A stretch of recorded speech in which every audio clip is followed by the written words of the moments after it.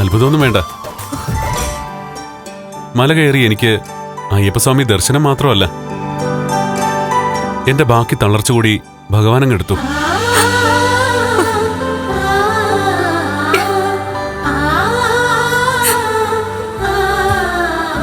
ഇപ്പൊ എനിക്ക് എല്ലാരെയും പോലെ നടക്കാം. നേരിയ വൈകല്യം പോലും ഇല്ല. നടക്കാവുന്നത് മാത്രമല്ല, കാലിന് ശരിക്കും സ്വാധീനം കിട്ടിയ ശേഷം ഞങ്ങളെക്കാളും സ്പീഡിലാ സാറ് മല കയറിയത്. ഇറങ്ങിയതും അങ്ങനെയൊക്കെ തന്നെയാ. 10-20 കൊല്ലം നടക്കാൻ കഴിയാത്തതിന്റെ കടം തീർത്തു പറയാം.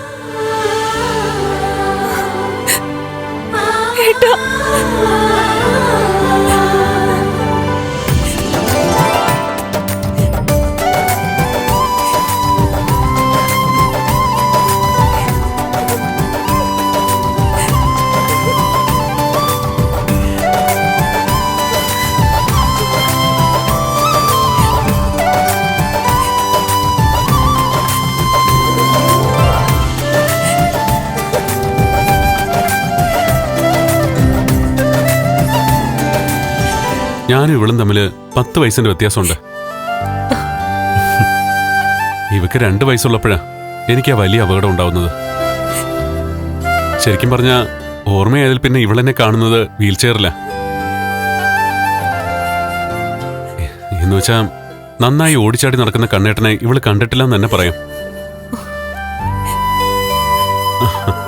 എന്നാ ഇനി കണ്ടോ, നിന്റെ ഏട്ടന് ഇനി എല്ലാരെയും പോലെ നടക്കാം.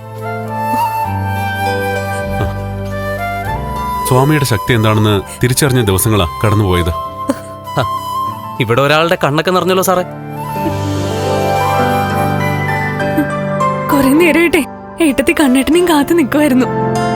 ഇപ്പൊ എല്ലാ അർത്ഥത്തിലും കാണേണ്ട ആളെ തന്നെ കണ്ടില്ലേ. എന്നാലിനി അകത്തേക്ക് കൂട്ടിക്കൊണ്ടുപോ.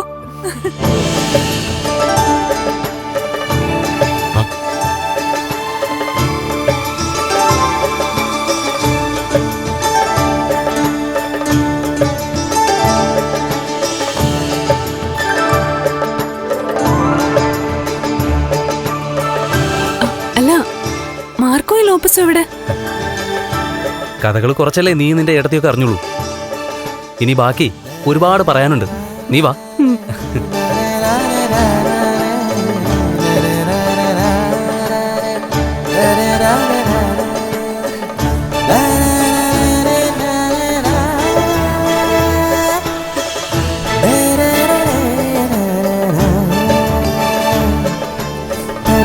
ഞാൻ മല കയറിയപ്പോ വല്ലാത്തൊരാദിയിലായിരുന്നില്ലേ എന്റെ മഹി.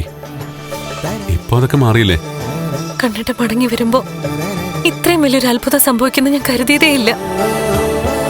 തോമസ് സാറിനോട് ഇത് വിളിച്ചു പറഞ്ഞോ?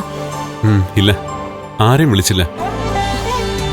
ആദ്യം താൻ എന്നെ ഇങ്ങനെ കാണട്ടെ എന്ന് കരുതി. ഇനി തോമസ് സാറിന്റെ വീട്ടിലേക്ക് പോണം. ആദ്യം അനന്തുവിന്റെ വീട്ടിലേക്ക്. എന്റെ മഹിയെ എനിക്ക് തരാൻ വേണ്ടിയിട്ടാ ദൈവങ്ങൾ എന്നെ വീൽ ചെയറിലാക്കിയതെന്ന് ഇപ്പൊ എനിക്ക് ശരിക്കും ബോധ്യമായി. എനിക്ക് അങ്ങനെ ഒരു വൈകല്യം ഇല്ലായിരുന്നെങ്കിൽ മറ്റേതെങ്കിലും പെൺകുട്ടികള് എന്റെ ജീവിതത്തിലേക്ക് കടന്നു വന്നേനെ. പണവും പ്രതാപമുള്ള എന്നെ കൊത്തിക്കൊണ്ടു പോവാൻ നല്ല കുടുംബക്കാരും കുടുംബത്തിൽ പറഞ്ഞ പെൺകുട്ടികളും മത്സരിച്ചു വന്നേനെ. ചിലപ്പോ കുറുക്കനായ വാമദേവൻ എന്ന എന്റെ അമ്മാവൻ അയാളുടെ മകളെ തന്നെ എന്റെ തല കെട്ടിവെച്ചേനെ. അതൊക്കെ ഒഴിവാക്കി തന്നെ എനിക്ക് തന്ന അയ്യപ്പസ്വാമിയോട് എത്ര നന്ദി പറഞ്ഞാലും അത് അധികം ആവില്ല.